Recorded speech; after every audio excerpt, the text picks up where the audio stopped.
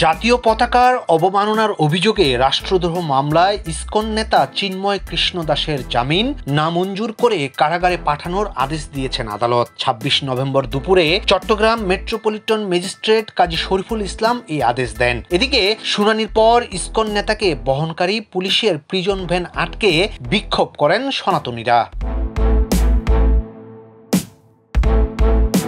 জামিন না পাওয়ার বিষয়ে আসামি পক্ষের আইনজীবী সজল কান্তি দাস জানান, রাষ্ট্রদ্রোহ মামলাটি মিথ্যা ও ভুয়া, তারা ন্যায় বিচার পাননি। জাতীয় পতাকা অবমাননার যে অভিযোগ আনা হয়েছে চিন্ময় দাসের বিরুদ্ধে সেটাও মিথ্যা। তিনি ওই দিন ঘটনাস্থলে ছিলেন না।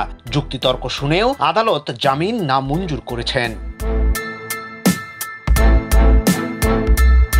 এদিকে চিন্ময় কৃষ্ণ দাসকে হাজির করাকে কেন্দ্র করে ২৬ নভেম্বর সকাল থেকে আদালত চত্বরের আশপাশের এলাকায় কঠোর নিরাপত্তা গ্রহণ করা হয়। মোতায়েন করা হয় বিপুল সংখ্যক পুলিশ। সকাল ১১টার দিকে চট্টগ্রাম মেট্রোপলিটন ম্যাজিস্ট্রেট ভবনে আনা হয় চিন্ময় কৃষ্ণ দাসকে।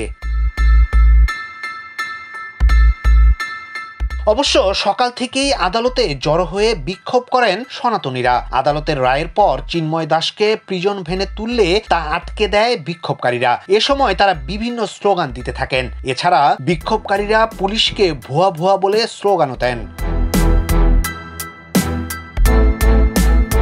এরও আগে ২৫ নভেম্বর বিকেলে সনাতনী ধর্মাবলম্বীদের এই নেতাকে গ্রেপ্তার করা হয়। ঢাকা থেকে চট্টগ্রাম যাওয়ার পথে শাহজালাল বিমানবন্দর থেকে পুলিশের বিশেষায়িত গোয়েন্দা শাখা ডিবি তাকে গ্রেপ্তার করে। ৩০ অক্টোবর চিন্ময় দাস সহ ১৯ জনের বিরুদ্ধে জাতীয় পতাকা অবমাননার অভিযোগে রাষ্ট্রদ্রোহ আইনে মামলা দায়ের হয়। মামলাটি করেন ফিরোজ খান নামের এক ব্যক্তি।